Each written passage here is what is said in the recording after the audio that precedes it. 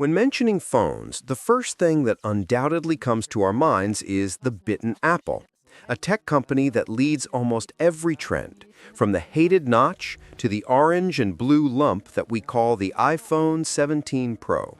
Whether you love them or hate them, Apple always establishes milestones that differentiate them from the entire phone industry, particularly in how they've built an ecosystem that turns every user into an addict.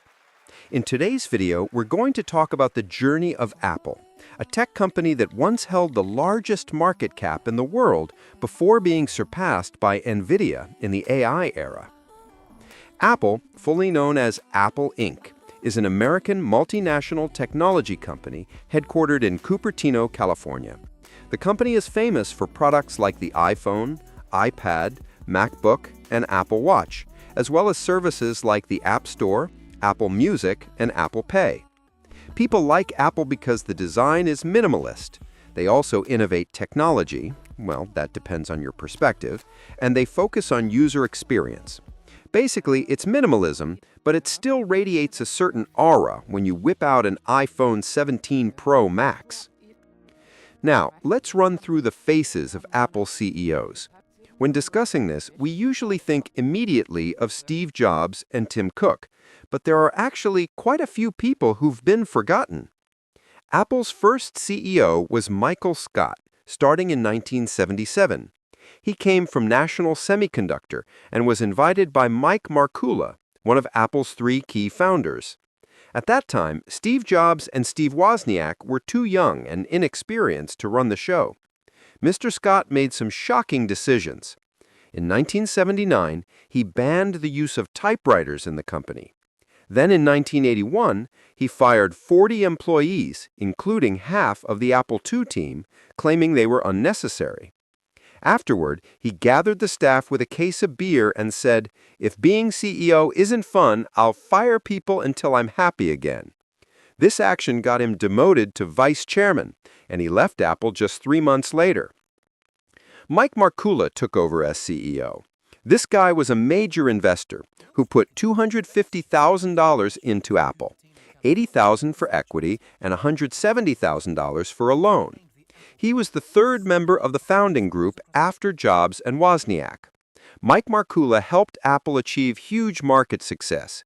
He supported the Macintosh project, Jeff Raskin's idea, and stopped Steve Jobs from killing the Apple Lisa project, a computer with a graphical interface. However, in 1985, he sided with John Sculley in the conflict with Steve Jobs, leading to Jobs leaving Apple. Markkula served as CEO until 1983 and then as chairman until 1997. When Steve Jobs returned, Steve Wozniak admitted that Markkula's contribution was even greater than his own in the early days. By 1983, John Sculley from PepsiCo was invited to Apple to boost marketing power. He became famous for constantly arguing with Steve Jobs, and eventually he fired Jobs from Apple in 1985. Under his tenure, Apple suffered significant losses. He invested heavily in advertising and production, but his strategy to use PowerPC chips instead of the popular Intel chips at the time threw the company into chaos. When he left in 1993, Sculley was ranked 14th on the list of the worst CEOs in America for leaving Apple in a difficult state. After Sculley left, we had Michael Spindler, nicknamed the Diesel, because he worked non-stop, like a machine that never rested. Michael Spindler joined Apple in 1980 and was once president of Apple Europe. He became CEO in 1993 after the board ousted Sculley. Spindler had success with the PowerPC chip, but failed with Project Pink, which included the Copeland OS and the Newton device. He also tried to negotiate a buyout with IBM, but failed, and was subsequently replaced by Gil Amelio, while Apple was still struggling. Gil Amelio was formerly the CEO of National Semiconductor and joined Apple's board in 1994, before becoming CEO in 1996. He saw that Apple was financially weak, the products at the time were low quality, and there was a lack of clear strategy. So Amelio cut the 1/3 of the staff, stopped Copeland, developed Mac OS 8, and negotiated to buy BOS, but failed because the price was too high.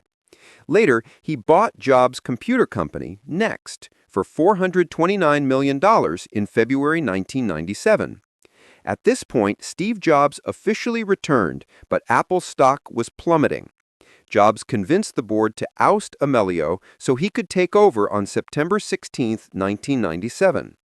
And so, we have the story of getting back together with the X, a milestone marking a new beginning for Apple. Steve Jobs, Apple's founder, returned as interim CEO in 1997. Well, we don't need to say too much about him. What he accomplished is an entire legacy. He revived Apple with the iMac, iPod, iTunes, iPhone, and later the iPad, turning Apple into a tech icon.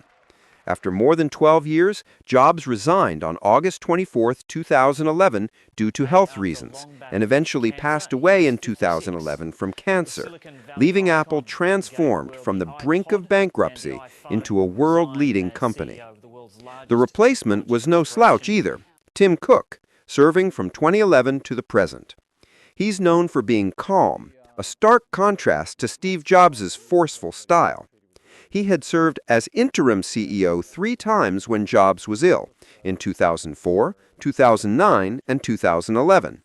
Under Cook, Apple grew massively in finance and fame, with revenue reaching $391 billion in 2024 and a market cap of over $3 trillion by May 2025. He expanded services like Apple Music, Apple Pay, and Vision Pro.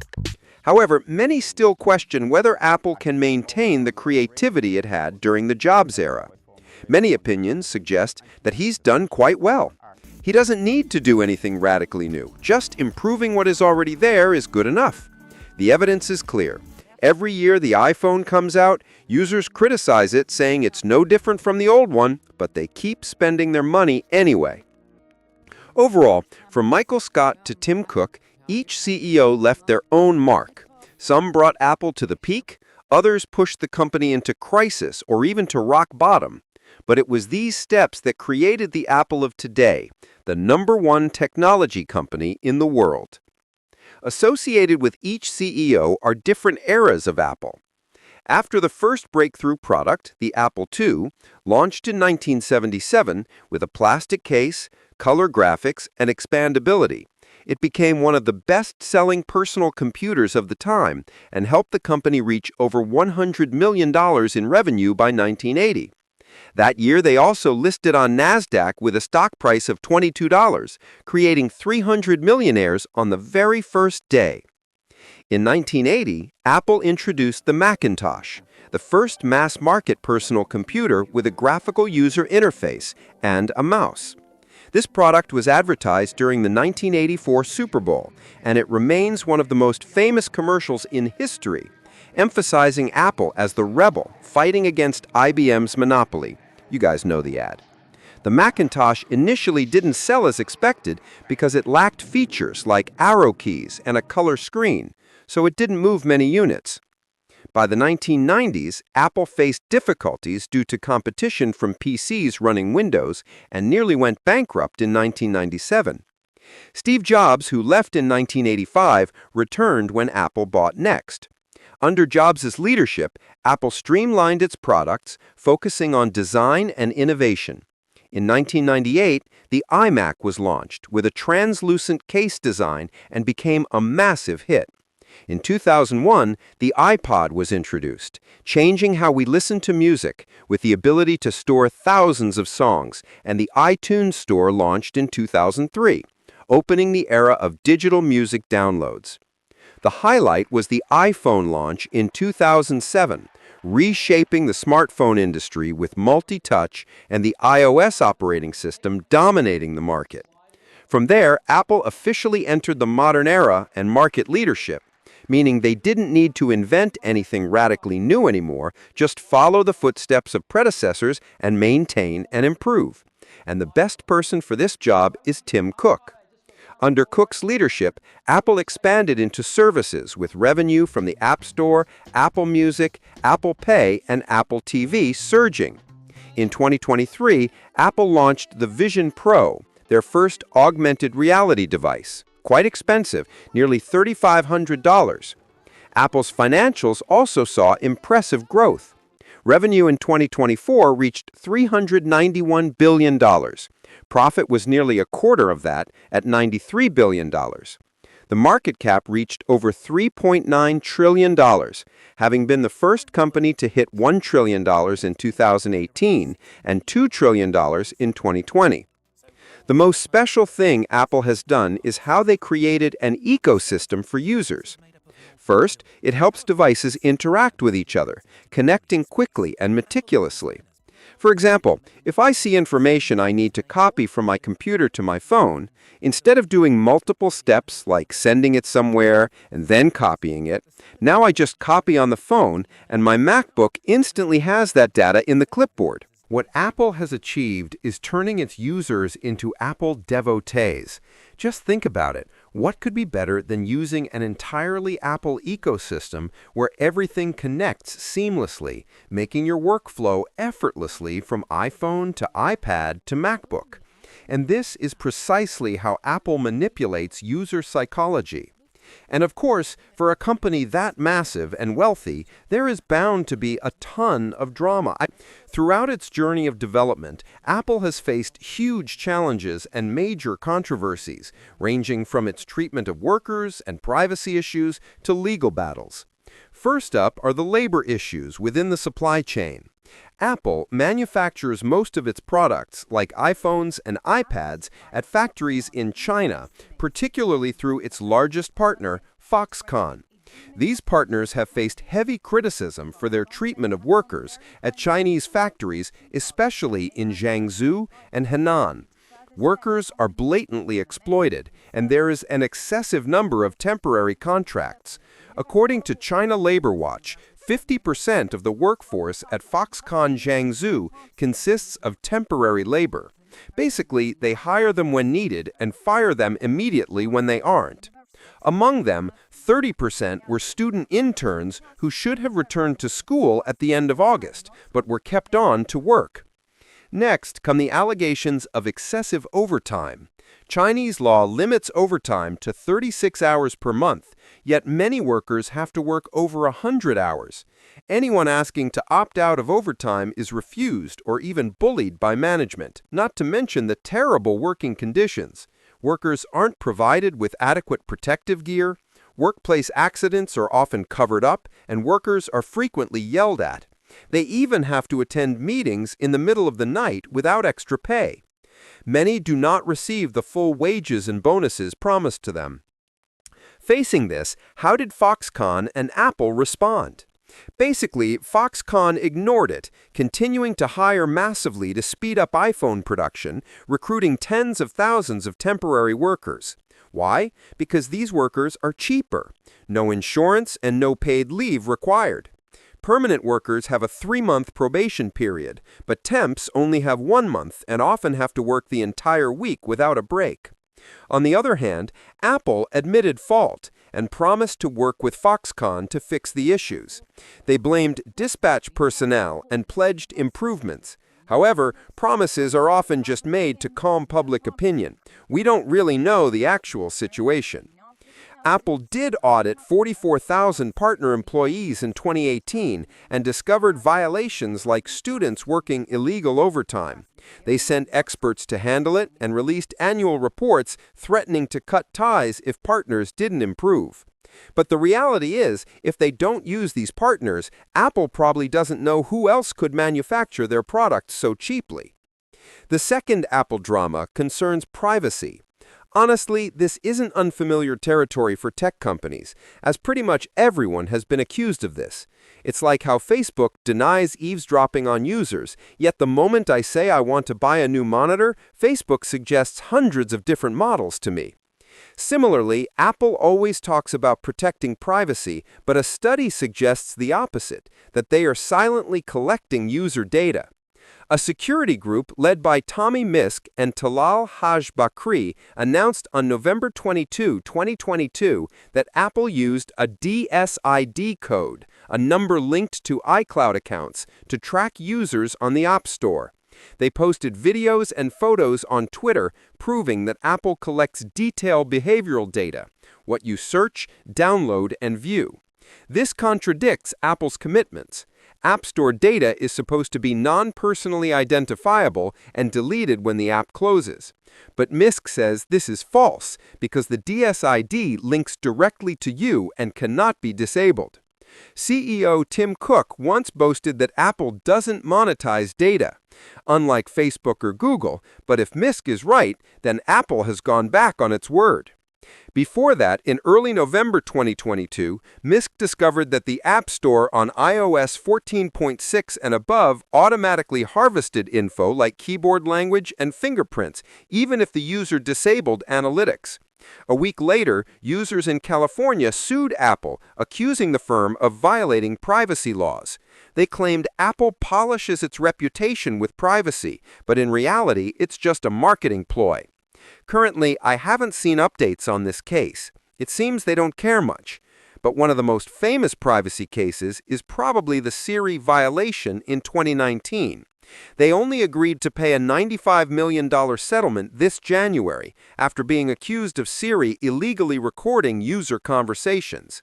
In 2019, The Guardian revealed that Apple partners were listening to private Siri conversations to improve the virtual assistant. Subsequent research showed Siri self-activated recording and sent data to third parties like advertisers, even when users didn't say, "Hey Siri."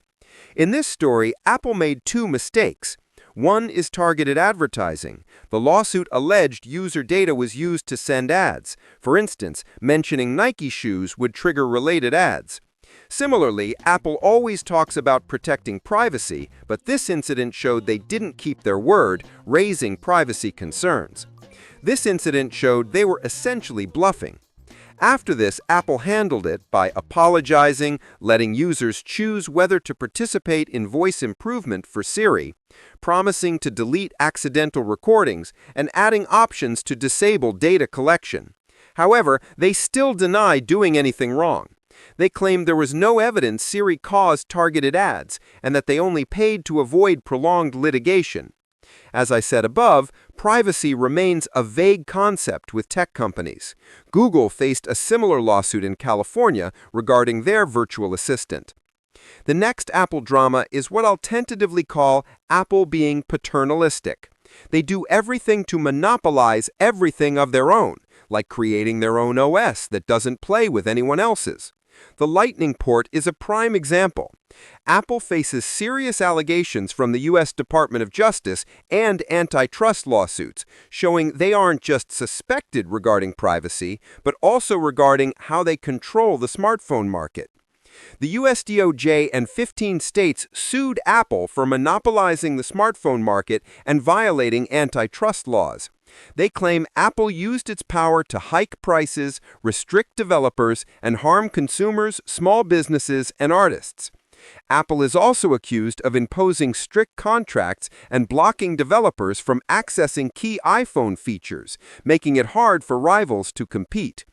Attorney General Merrick Garland stated that consumers shouldn't pay higher prices because Apple is violating the law. If not stopped, Apple will further solidify its monopoly. Apple argued back, claiming the case is wrong on the facts and the law. But it's not just in the U.S. These lawsuits have expanded internationally.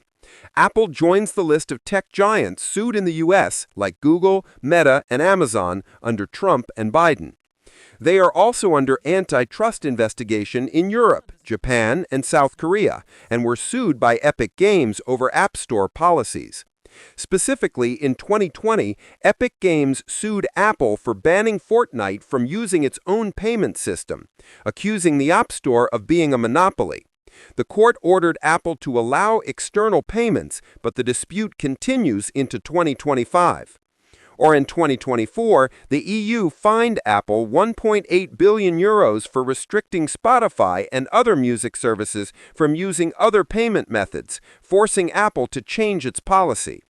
In general, this causes a lot of controversy. One side says, it's for my benefit, I have to do it, nothing wrong here, if you're so good, go create technology like this. The other side says, you invent great technology, get me to use your product, and then ban others from developing on it? You have to open it up. It's a difficult debate. And actually, there are many other notable events. But overall, Apple is a tech company that has truly created seismic shifts, making many people think of Apple immediately when mentioning phones. Tablets are always called iPads, and laptops that are considered luxurious and high-end must be MacBooks.